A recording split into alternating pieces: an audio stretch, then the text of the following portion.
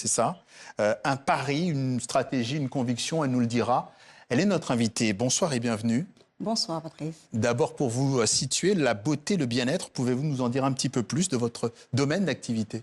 Alors, je suis fondatrice directrice du groupe Samal, qui est un groupe avec plusieurs entités. Le transit, le transport et la logistique, le bien-être, les instituts de bien-être, BTP, agroalimentaire. J'emploie à peu près 250 personnes. Et je suis au Cameroun depuis 13 ans. Ouais. Vous avez quitté le Cameroun, vous avez réussi ailleurs, puis vous êtes revenu. Ce retour au pays, dans votre cas, c'est un choix du cœur ou, j'allais dire, un froid calcul d'entrepreneuse? Un froid calcul d'entrepreneuse. Ouais. Parce que quand je rentre, je commence l'entreprise de mon oncle en tant qu'employée, directrice commerciale. Et je trouve que venant des États-Unis, je trouve que ce n'est pas assez structuré. Mais je n'étais que salariée, hein, je peux vous dire. Je décide. Mais vous avez des yeux. Oui, des yeux. Mais je décide de créer ma propre entreprise. Ouais. Je le fais vite, je pense. À ce moment, je me rends compte que l'entrepreneuriat et le salariat, c'est deux choses différentes. Ouais. Moi non plus, je n'étais pas structurée. J'avais un manque de structuration, de financement, les ressources humaines, la vision, le réseau.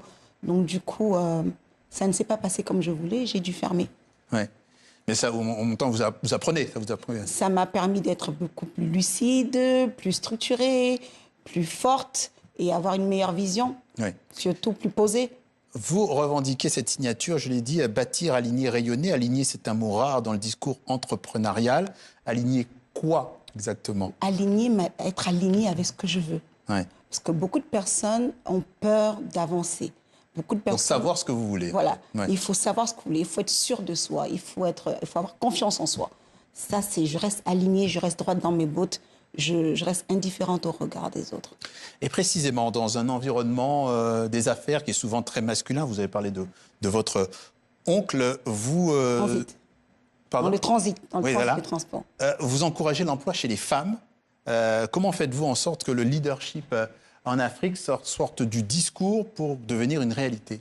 Alors, comme j'ai l'habitude de le dire, le plus dur pour moi n'a pas été le succès par les résultats. Ça a été d'être accepté en tant que légitime.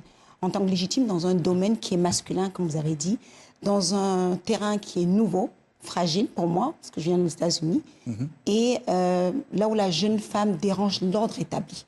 Parce que carrément, dans le transit, le transport, une femme dérange l'ordre établi. Alors moi, je me suis dit... Parce que c'est pas habituel? Non, pas beaucoup. Et oui, même... c'est parce que c'est pas habituel? Oui, parce que c'est pas habituel, oui.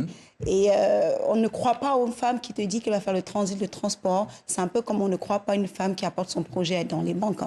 Donc je me suis dit, je vais élever le niveau. Et pour ça, j'avais décidé de transformer mon plafond de verre en plancher solide pour les générations qui viendront après moi. Justement, et ça, c'est le concept Elle rayonne, voilà, que vous avez lancé le 8 mars dernier. Déjà, quels sont les domaines concernés et comment vous vous organisez? Comment ce mentoring s'organise? Alors, j'ai décidé de commencer le 31 mars par un appel à la candidature. On va choisir 10 femmes qui vont poser leur candidature dans les domaines dans lesquels je suis déjà, c'est-à-dire soit le transit, le transport, la logistique, le bien-être, l'agroalimentaire, parce que ce sont des domaines que je maîtrise, où j'ai mes erreurs, mes doutes, mes échecs, mes rebonds, donc je pense que je suis mieux outillée de les accompagner. Alors après ça, on trouvera 3 parmi les... Il y a 3 qui seront primés. Primés, on va les accompagner sur 1 mois. Mentoring, réseau, accompagner sur leur projet, les aider à se structurer. Ce que moi, je n'ai pas eu comme chance, l'information. Et leur donner un peu de financement pour pouvoir passer au cap supérieur. Les candidatures sont déjà closes? Non, ça commence le 31 mars. Ça commence le 31 mars. Comment fait-on rapidement? Comment on fait? On candidate on aura un lien qu'on mettra en place le 31 mars pour pouvoir lancer les candidatures. Bon, eh bien, très bien. Une trajectoire faite de risques, de choix assumés et d'une volonté de transformer et de transmettre, hein, c'est ça.